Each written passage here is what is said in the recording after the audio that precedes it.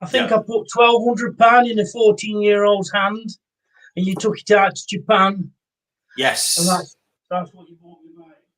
Correct. That was a Terrazzo Kwaku, wasn't it? If I remember right. I've never done it since. Well, it's a bit hard. You've got traveller's blood inside, haven't you, mate? Colin's been in and out of the hobby a lot, to be fair.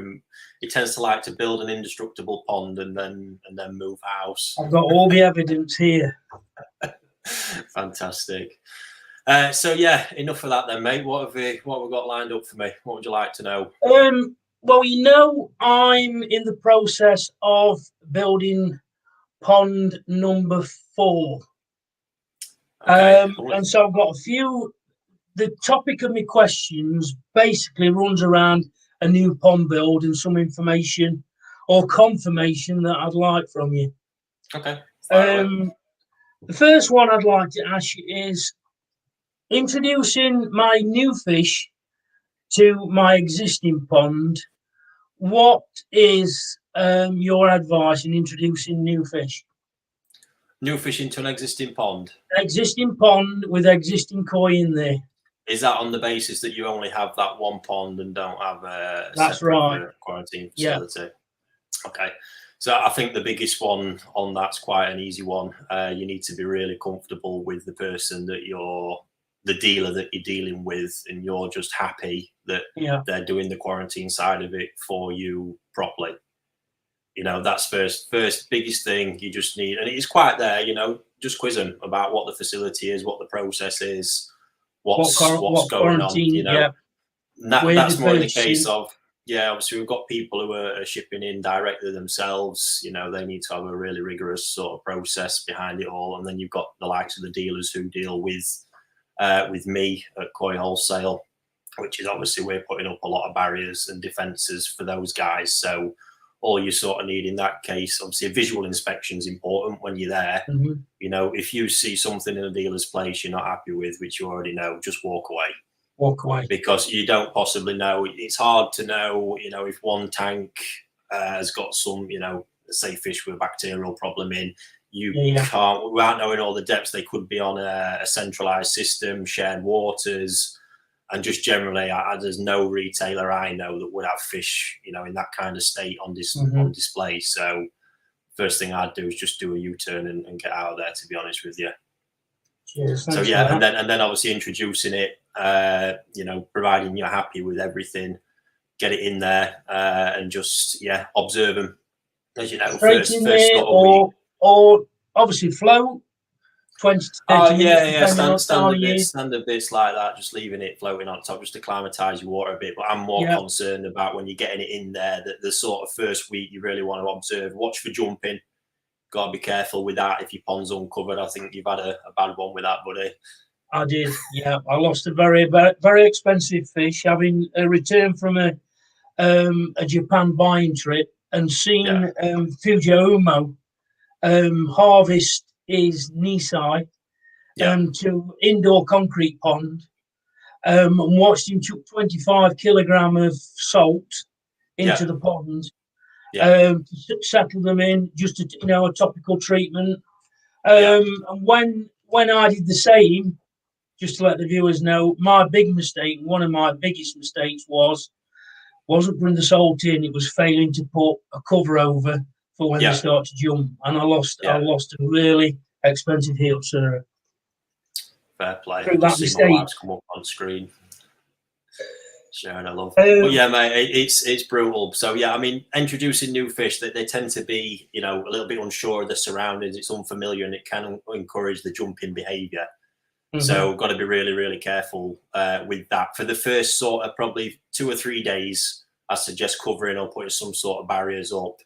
And then just observing that the fish settles properly. Obviously, a positive sign is always how quickly it comes and starts feeding. And then you just want to watch for any signs of isolation or anything like that along the way, which you need to deal with accordingly. Straight out the bag or into a bowl and gently introduce some of your pond water. Yeah, so I mean, generally coming from a dealer, the water's going to be relatively clean that you're bringing back. So I mean, it'd always be advisable to leave it out. So if you can, into a bowl, mix a little bit of your pond water in, just so there's no shock or anything like that, and then add the fish to the pond and discard the water. Always be the best way. Cool. Next one. Overwinter temperature. If I am heated, and I'm not necessarily looking for growth, I just want health. So what would be a reasonable temperature to run let's say a heat source heat pump? What would you advise? I'm really glad you've asked that.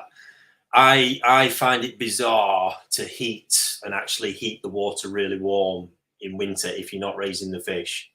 So fish will live perfectly well. I keep a lot of the stock here in winter just completely ambient. I'll have temperatures down to a few degrees this time of year when it gets really cold, and the fish keeping it perfectly all right. We don't have any major problems. It's not an issue. So the bit I think is pointless is keeping it.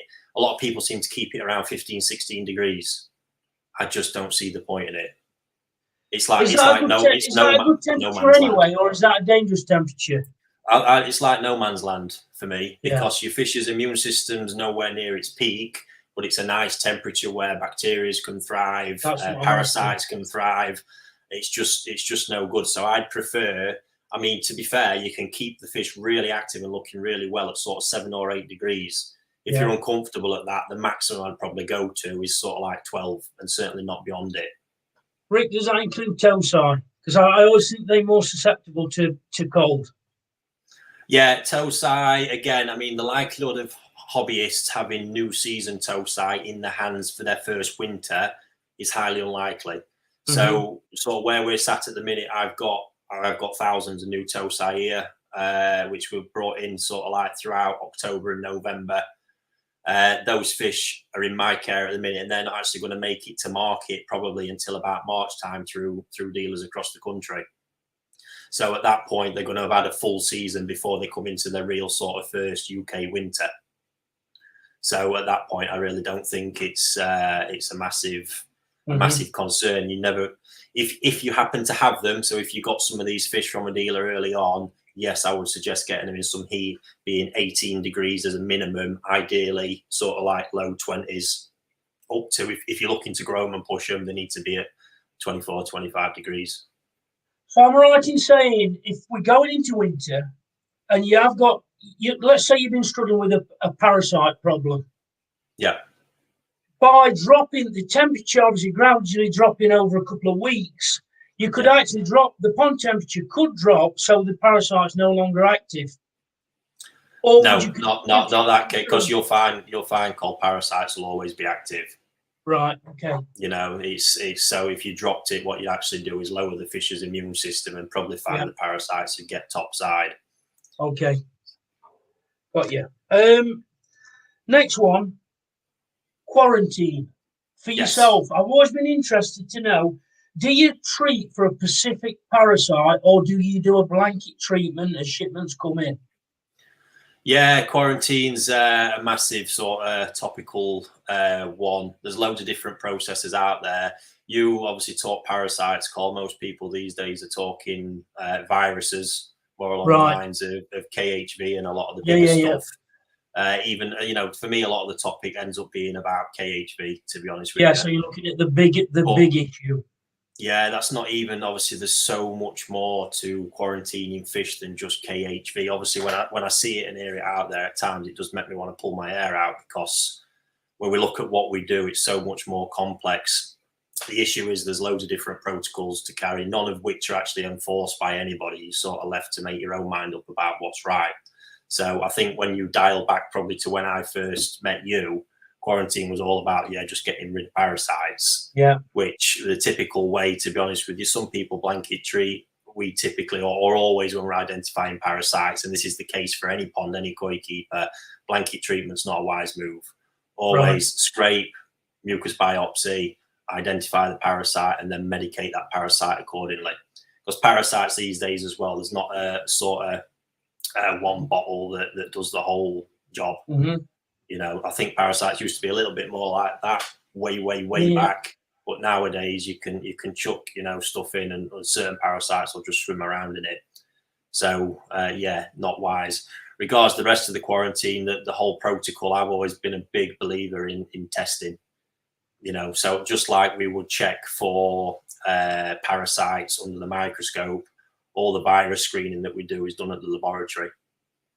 So we actually conduct. Typically, we've just been screening PCR testing for checking for KHV during the heated part of the quarantine, which for me is the way. If anybody's out there trying to identify KHV, the big authorities such as CFAS and anybody else, PCR method is still the one we go to. The trick is to try and incubate it and get any levels of it there high enough in quarantine for the test to pick it up.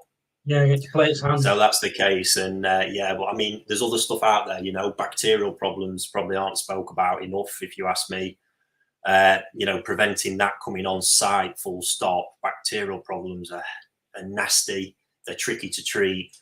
They spread like wildfire if you're not careful. You know, I literally, if I had a box of fish come in on a shipment night and they showed signs of bacterial illness, I'd euthanize a lot on the spot. Absolutely, and down. I take that seriously. I wouldn't allow it on the site.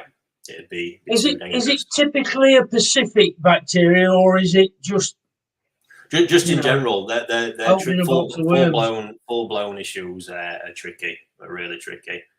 So yeah, we've got that. We've got other emerging things. Sleeping disease is another one.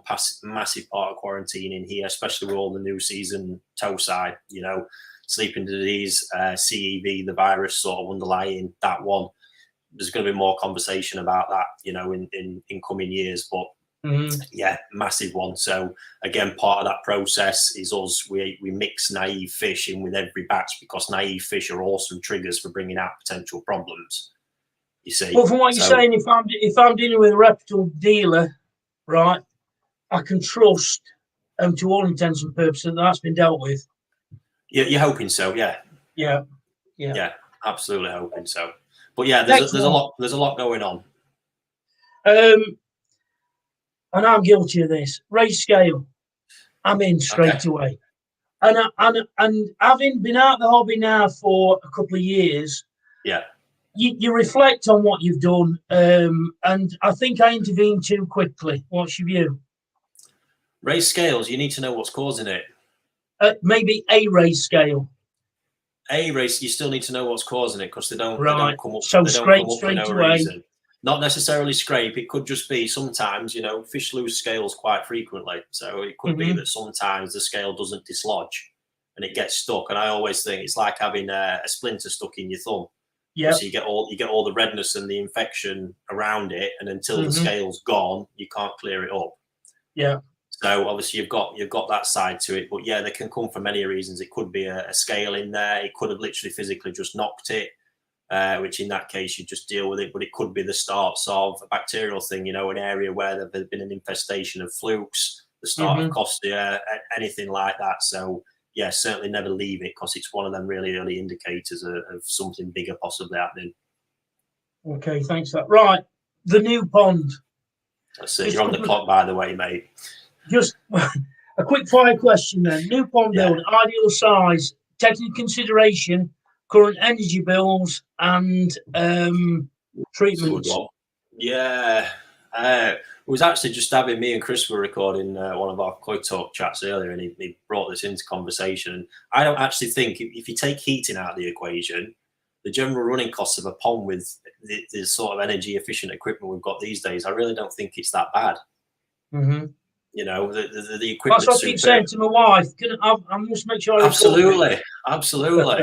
Getting back to again when you first started, Cole, back with that big pond. You know, you were big sort of quarter horsepower pumps and all that sort of stuff, which were gas guzzlers.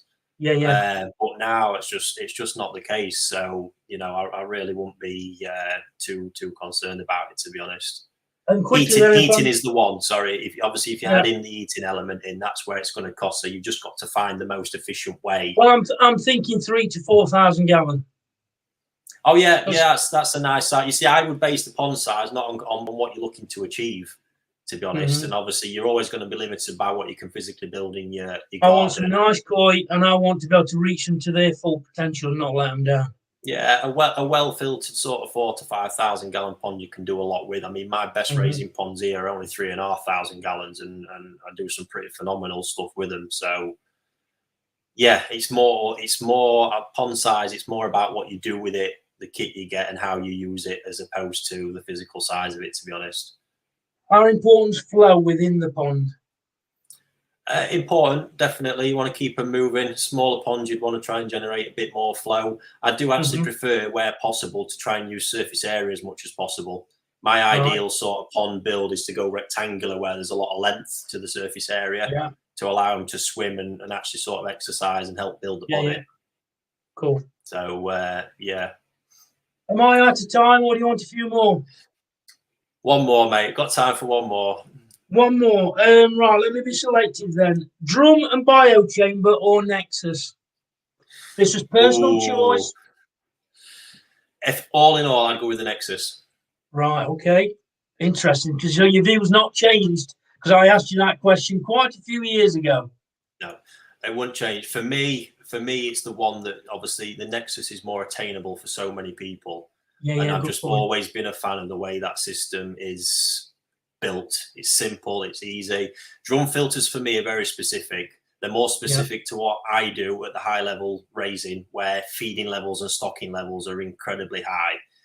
For how you're going to run your pond, Cole, to be honest with you, I'd say a drum filter would be a waste of time and a waste of money, to be honest. Okay. I know you've bought one. But look for it on eBay. That aside, the next, and they're just so simple. And I'll be honest with you, right? My big growing house here, I've got eight 3,500 gallon ponds in there, all running on drum filters, and they drive us ballistic. Yeah, they're not a zero maintenance filter. They're actually a really high maintenance filter. And my dad's obviously manages them fish houses, and I literally laughed today. I says we need to get him in front of the camera and ask him his opinion on drum filters.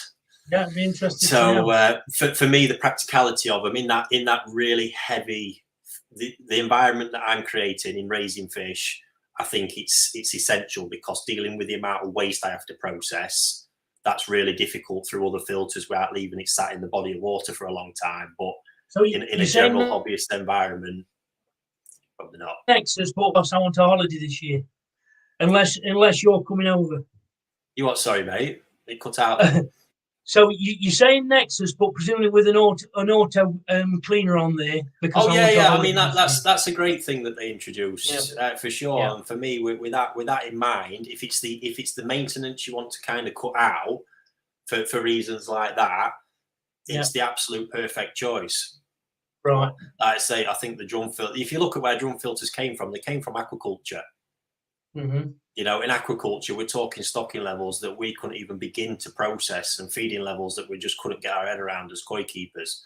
So when you consider all that, you then see the purpose and reason they were built for. What we're using them for, it's not touching them. Cool. So thanks for that, Ray. Yeah, thanks for your time, buddy. Cheers. And I'll no doubt see you soon. Yes. Cheers, Cole. See you again, mate. Cheers. Thank you. Right, I'm not quite sure. Steve, bubbling away background. Who are we having next? Hi, Rick. So we've got either Martin from Clark's Koi or Jeff Wynn. I was going to start with Martin, weren't we? Is he managed to get everything sorted? He seems to be set up now. Yes. Yeah. Cool. Let's bring Martin in then.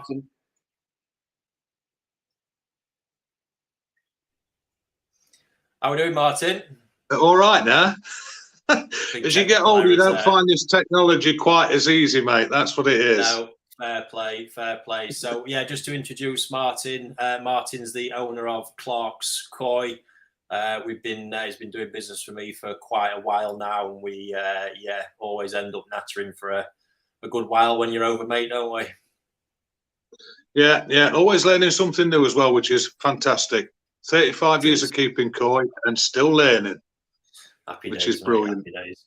Good. So, what have you got for me then, Martin? A couple of things that I had Cole actually talking about. Would like to go into a little bit deeper. Certainly with the KHV side of things, because I know your outlook on that, which I absolutely love, is completely different to any other importer, wholesaler, or anything like that. And I do honestly think that when you explain to people how you deal with it, in my opinion, I think in years to come, it will become the way that everybody has to do it. If you can explain that, that's brilliant. Yeah. So again, when I look at everything object, I've never been one to jump on the bandwagon with anything full stop. That's not the way I do. I like to have my own thoughts and have them thoughts backed up by knowledge, experience, and fact. So obviously the big one out there is the whole heat ramping protocol that everybody sort of knows about, which was from the days of Koi and Koi Carp magazine. It was created by one individual and sort of banged on to everybody that this is the way you need to screen for KHV. Now, we as a company, as you full well know, we're governed by CFAS, which allow CFAS is the division of DEFRA, which handles all the sort of waterway stuff, import licenses and everything over here. And they're the guys, to be honest with you, it's people like them I'm looking up to for answers, best methods, best practices and everything like that. And believe it or not, as you know, there's nobody out there who actually enforces a particular quarantine protocol on anybody. It's a crazy situation that I've never got. Yeah, it is. But I think the big thing is when they look at, they're more concerned about bringing it in from countries where there's known problems and into the UK at the border where they're trying to stop it.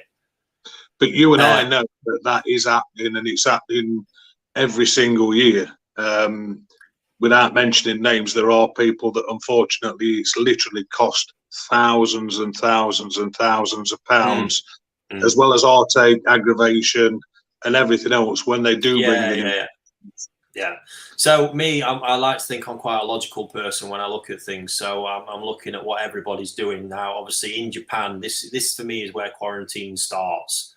It starts knowing the source where you're buying from and knowing what the hell's going off.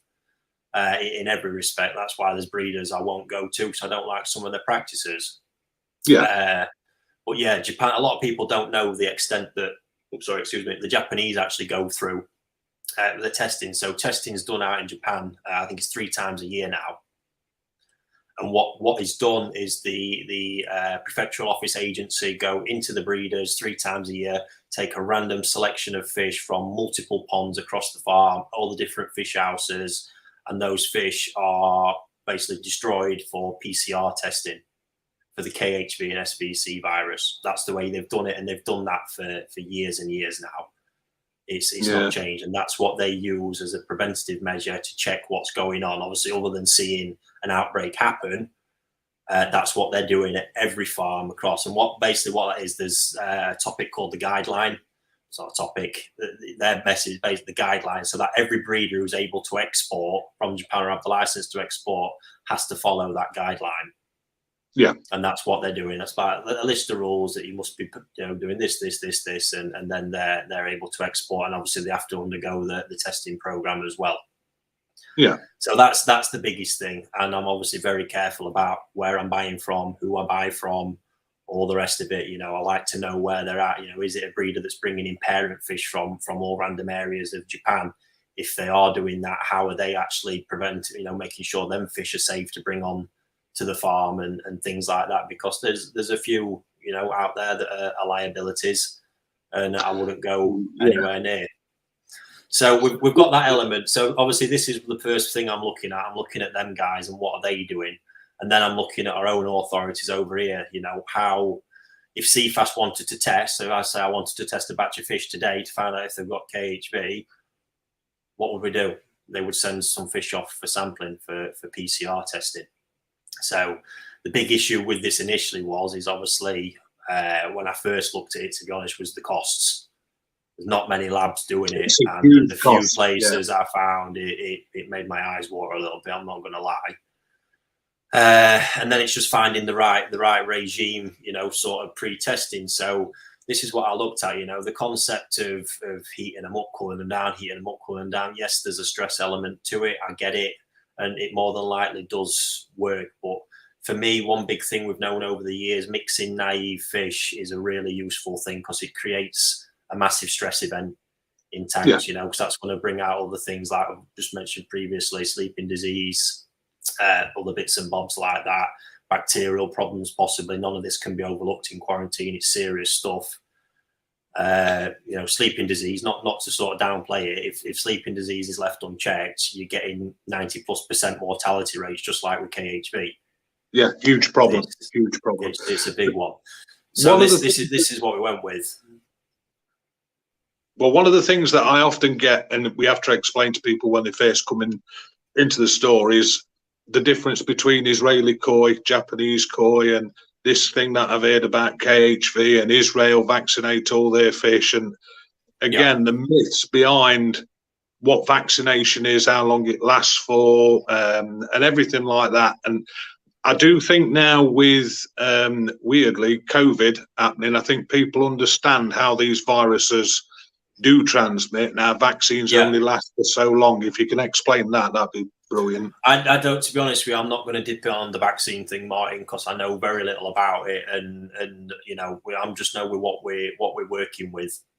And just coming back, the PCR testing route is the one we decided on, you know, because for me it makes sense. You know, we're physically, if people don't know how PCR testing is done with koi, I think we take a sample. The fish have to be killed. There's a sample of gill, kidney, and brain taken, and obviously then that sample is physically checked for KHV DNA.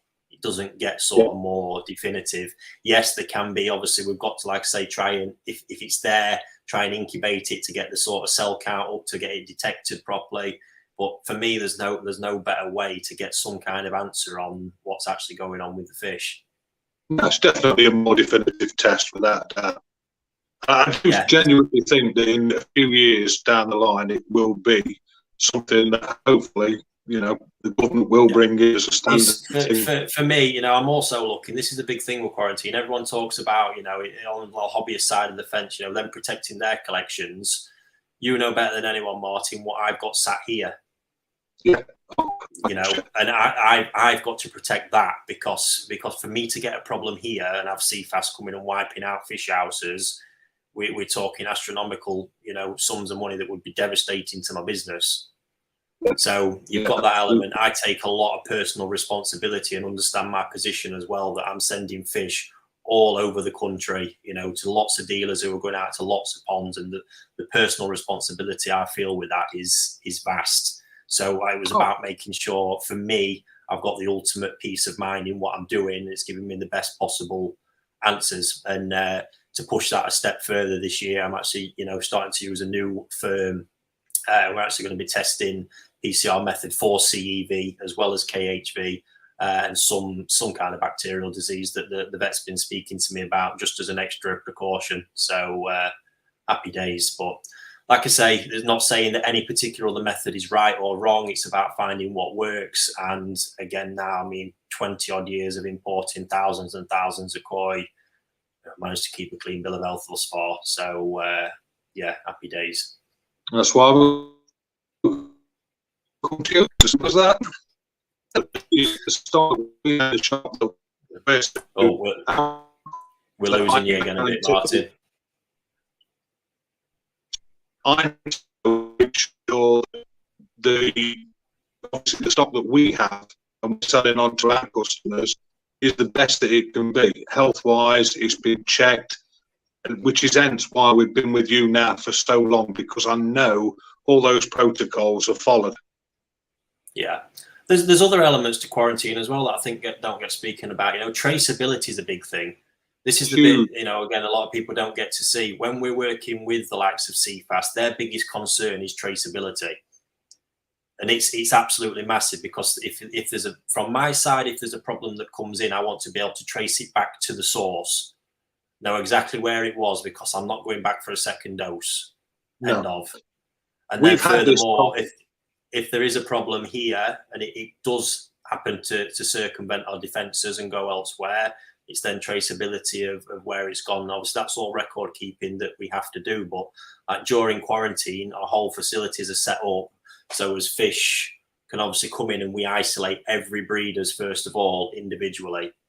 so we know exactly what's what, and there's no confusion about who's fishing what's tank. And then in a controlled manner, we introduce our naive fish. And if there ever is a problem, we can pinpoint it exactly. And you know, that's a massive part of quarantining, because like I say, you couldn't, if I'd mixed 5 or 6 breeders in one tank straight away and there was an outbreak, I mean, it's a great stress for an outbreak mixing that, because it's like party time for problems. But why would I know how to point the finger? Because there's certainly, you know, that problem, unless I know that's a definitive problem at a breeder's in Japan, who knows?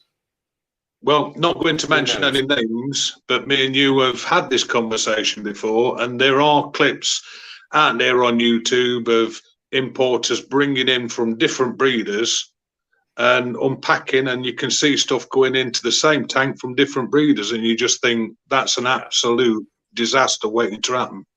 Yeah, it's separation, horrendous. Traceability, all part of it for me in a big way. And then obviously biosecurity. You know, I'm very fortunate that the site, and this is a reason I know a lot of people's, you know, been recently asking about, you know, visiting and wanting to come up and things like that. The site is pretty much in full lockdown most of the time, other than the dealers I deal with coming up who understand the rules. You know, quarantine areas are completely off bounds. You don't go anywhere other than the areas that are permitted. And it's a low foot traffic. There's no messing around on site. All these things just add to the pot of the level of security and care that we take because of that responsibility that I feel.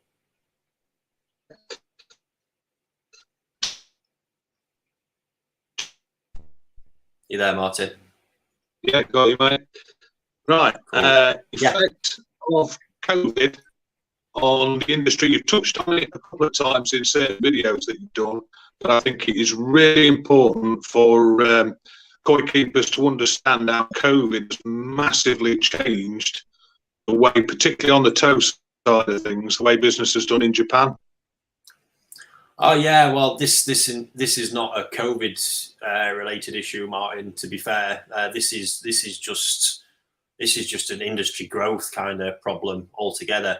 I mean, last year or after the first lockdown, there'd been massive growth in the industry in general. A lot of ponds being built and things like that. So that created a massive spike. But that's not just in the UK. That was Europe and everywhere. And obviously, Japan's just this one region producing all these koi, and it got hit. It got hit hard. Demand has spiked, but demand was already spiking due to a lot of the sort of pressures and big demands from Asia as well. You know, Vietnam's been a big player who's come to the fore just recently. They've been buying huge amounts of small tow-sai and sort of like clearing the market up. So when you couple them pressures with the increased demand from COVID, breeders don't just respond to it like that. It's because they need to start whacking up more fish houses in order to house more fish and expand their operations. So, there's always a lag. But I think you're referring to, there's been a massive shift in the speed at which it's all been happening. Now, this is the biggest problem in the really popular breeders, like Shinoda's a good one I refer to.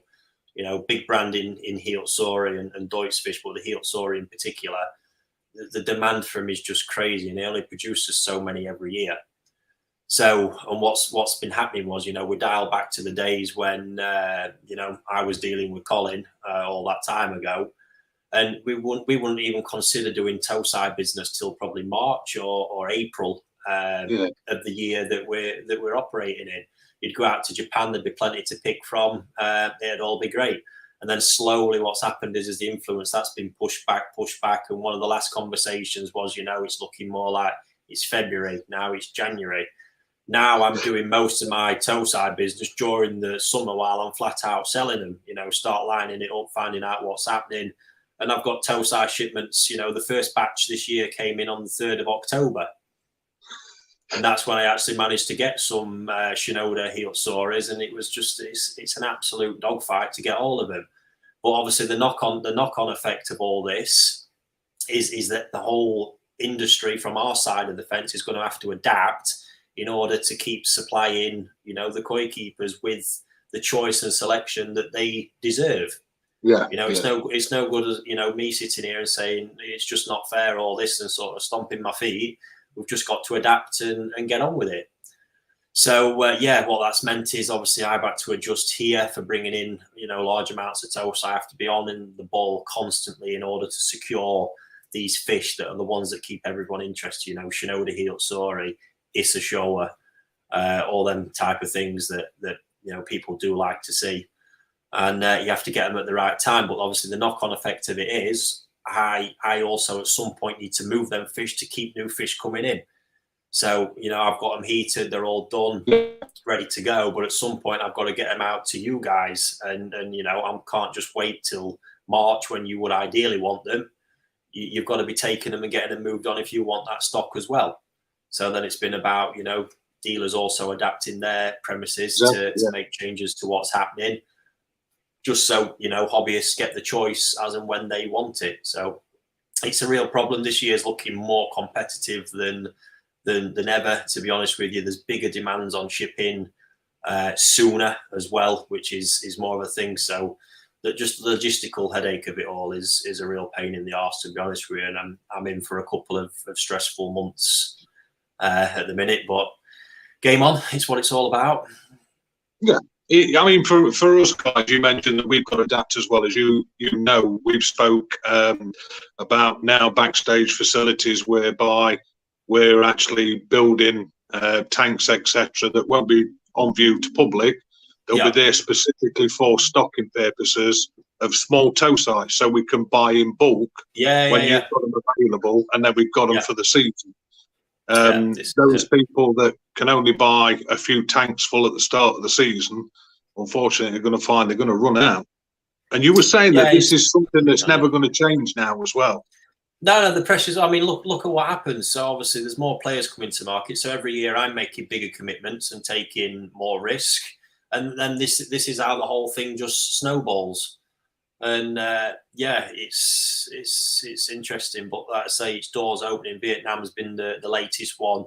There'll no doubt be more soon. And yeah, it's adapt or die.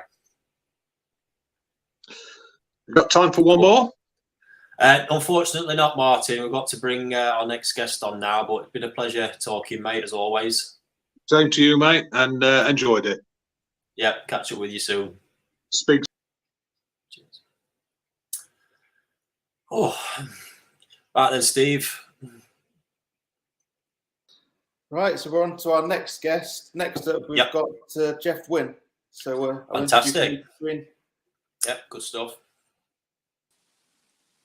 How you doing, Jeff? Yeah, good. Thanks, Ricky. How are you? Yeah, very well, thank you. So, what have you got for me? Yeah, I promise no KHV questions. Yeah, we've done KHV. Bit tired out of those ones now. No. Well, it's an important one, isn't it? But it's yeah. As you know, I've been in the hobby for a long time, 28, 29 years now. And been lucky enough to go out to Japan a few times. And my questions are around some of the things that unfortunately detract from what is a fantastic hobby. Things like hikui, and obviously your experience of it, you know, what you've seen both, you know, with the volumes of fish that you deal with, but also what you see going on in Japan. Yeah, it's interesting you ask. Is it something you've had a lot of experience with, Jeff? Only a few fish from certain breeders, to be honest. Mainly Kahaku. Which ones? Yeah. Which breeders? Yeah, so Kahaku, particularly, what I would say are probably the bolder reds, the deeper reds. Yeah. So some of the old kind of style of Kahaku, which have got a very more prominent, deeper red. Mainly breeders, some older breeders, like well, some of them from some early Sakai fish from down in the south. Some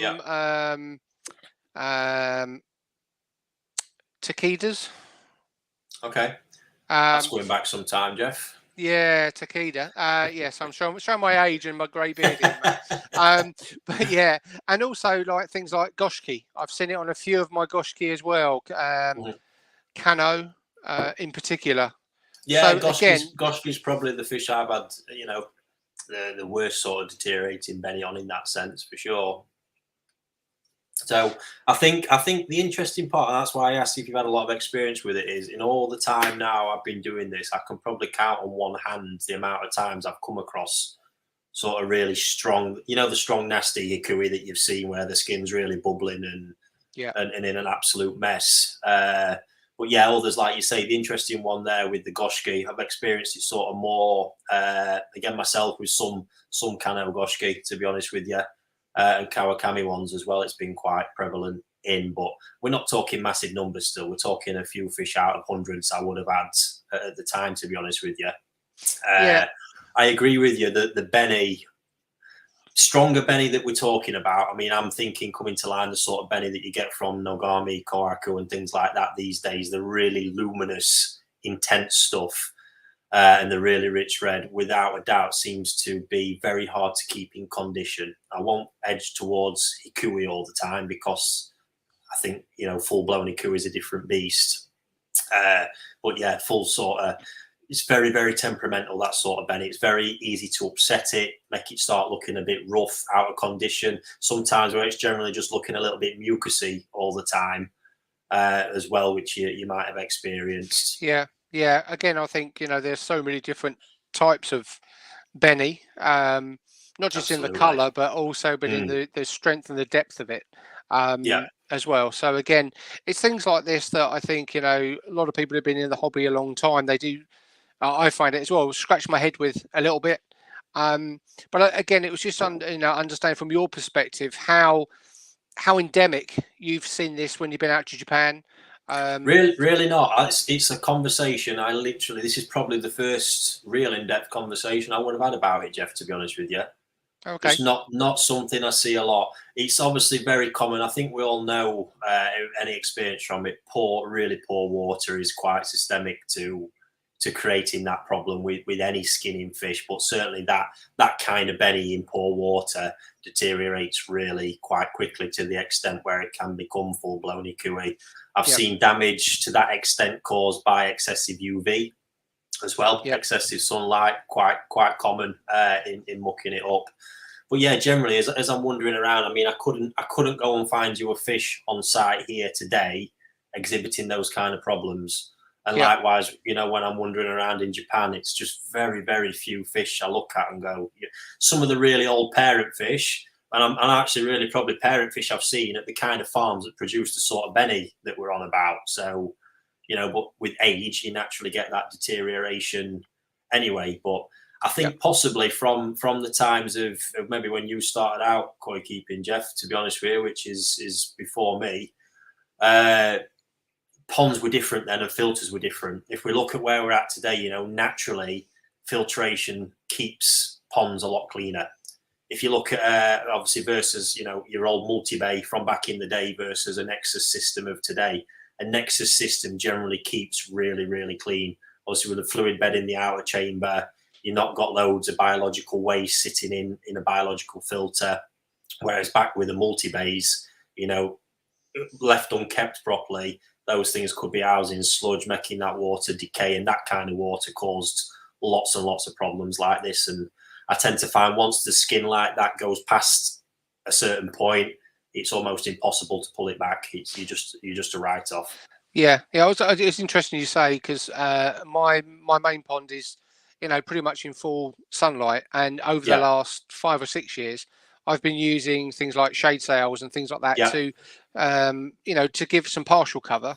I think it's important to give the koi natural daylight. Absolutely essential. We all need a bit of vitamin D. Look at the weather. But at the same time, it's getting a balance right, isn't it? And I from my experience in Japan, particularly in the north, obviously they're rearing fish for a good 5, 6, 7 months of the year in generally pretty murky water in mud ponds, indeed, or very heavily fed indoor ponds.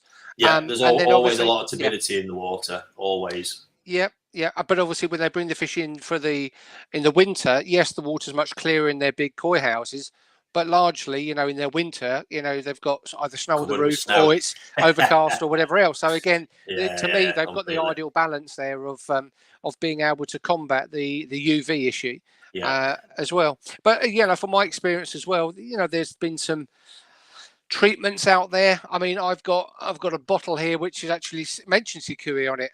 It's a product that is used for it's propolis basically. It's used in the carp fishing industry.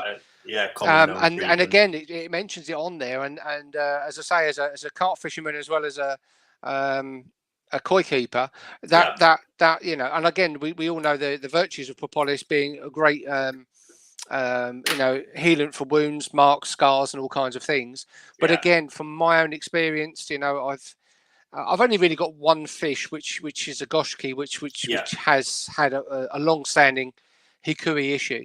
And to me, the telltale sign of it that I've never been able to get rid of is it's almost like a blister. It looks like when you've scalded yourself and you get this big orangey or red blister on the back of your hand, for instance. It's a similar thing to that. And I've seen people try and scrape them, use propolis, all kinds of things. Which the issue again, you've got as well, as soon as that benny, you might be able to stop the sort of blistering on the top, but the benny underneath is fundamentally damaged. And on a mature fish, you're never going to get the pigmentation to come back to its fullest. It seems to wipe everything out underneath it.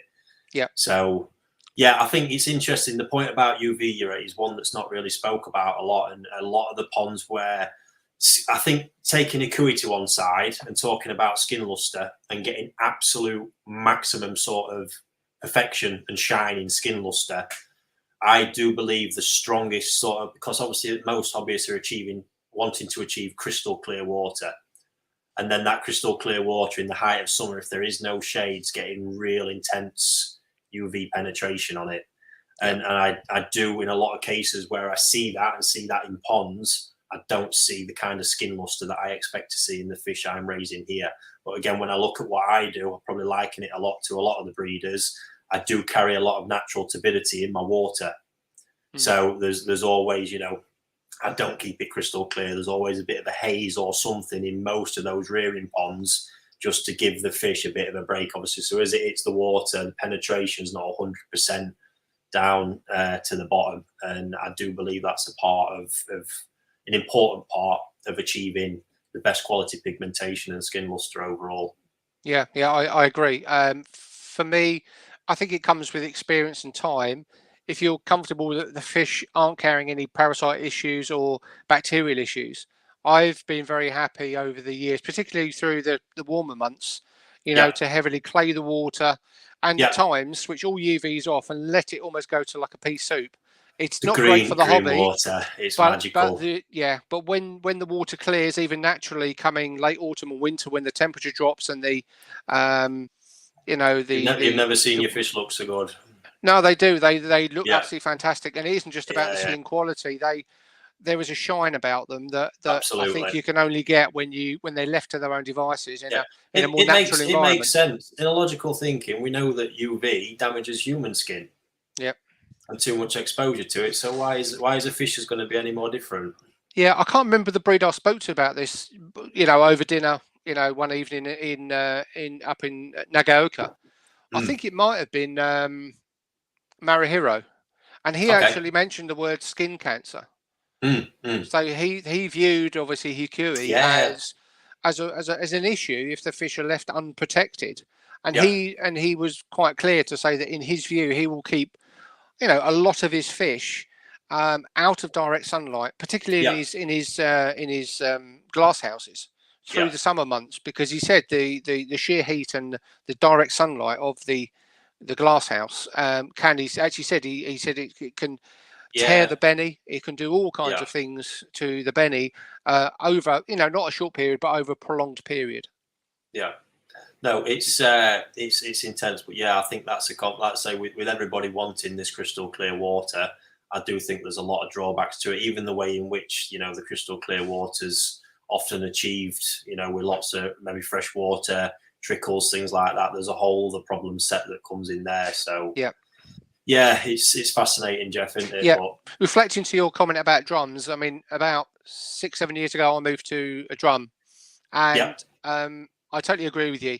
It's not a case of just switch them on and leave them to their own devices. No. I also run a big backy shower and things like that. So there's all kinds of stuff which will get caught in the system.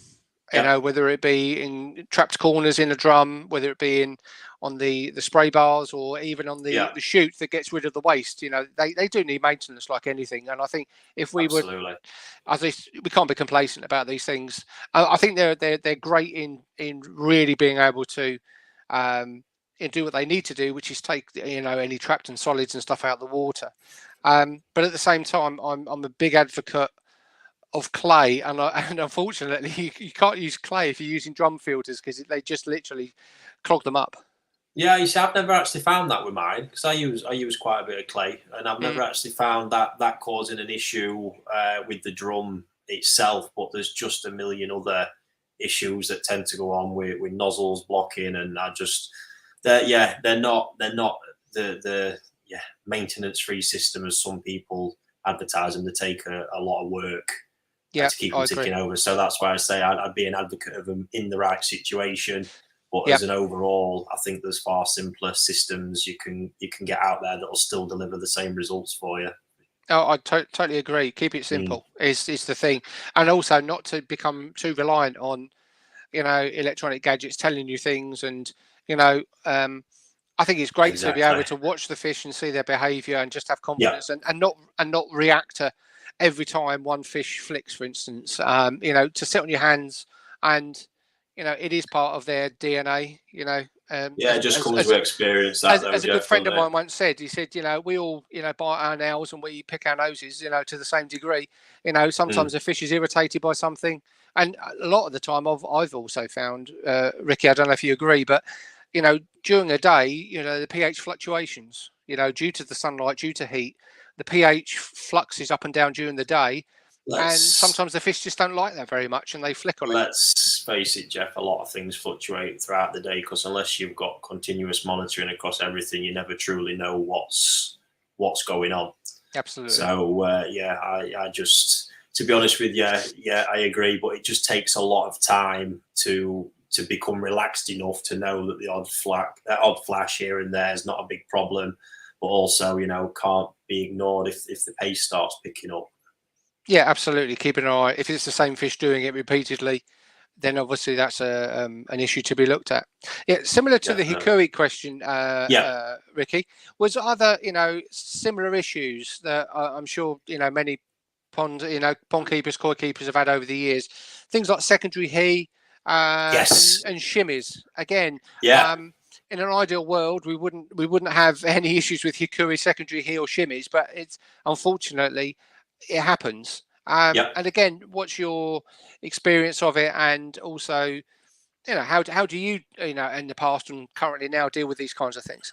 Secondary he is one of those nightmares, to be honest with you. Depending on where the secondary he is depending whether it's sort of fixable in ways. But secondary is hard because it's hard to see it coming.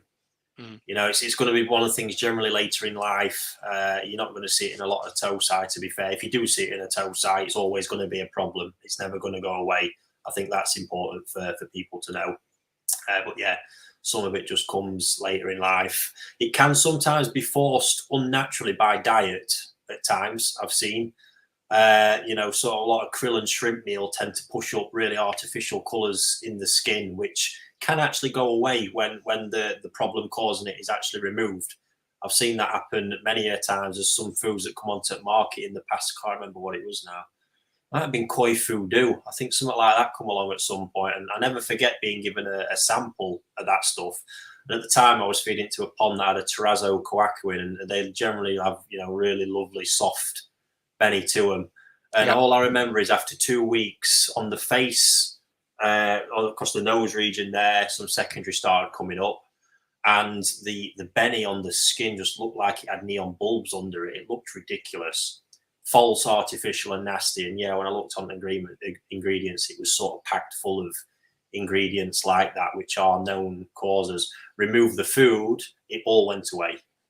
Yeah, absolutely all of it. So it's secondary is a complicated one. Yeah, absolutely. And in my experience, when I've been looking for certain fish where they can be a little bit more prone to it, in my experience, things like some really high quality Shiro Tsuri, if you look back on the parent lines, sometimes they do sometimes cross over with Showa. Yeah, you bring them up. Obviously, in Shiros, it's quite a big thing now. That happened. The Omasako lineage, the whole basis of Omasako was the introduction of Showa into that bloodline, which is what gave Omasako Showa the growth potential. Omasako Shiro the growth potential that we've got, and that's obviously characteristic over generations. They've had to wean out, but it's still a little bit volatile there. To tell you the truth, and down to the point where, Christ, I can't remember, it might have been about 2008. I was out there in the summer with Kaneko when he was a part of NND. Yeah. He showed me a pond full of a new lineage Shiro he'd done, where he'd introduced Omasako males for the first time. And Kaneko's lineage used to be really quite stable in relation to secondary heat. It was really quite good overall, sort of like percentage-wise that developed it, and they weren't known for throwing it up. And he introduced this man. He literally just had his head in his hands, because the introduction of that male, the ensuing spawning that came from it, over 60% thrown up secondary heat at the sort of first round of selection, and it caused absolute havoc. So Shiros, it's an interesting one, and more of a problem with them for sure, because there's a bit of underlying potential there for it, depending on the bloodline. Yeah, I agree. I mean, I've been one that perhaps I'm a bit of a purist. I'm not a bit old-fashioned, probably. I don't have windows on my ponds or anything like that. I can see the why people like them.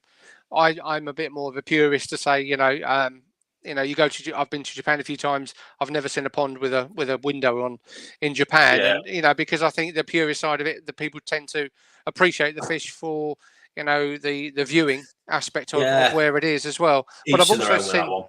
Yeah, absolutely. On a quarantine pond in particular, I think the window is a must almost, because you can keep such a good eye on the fish, top to bottom, particularly bacterial issues as well.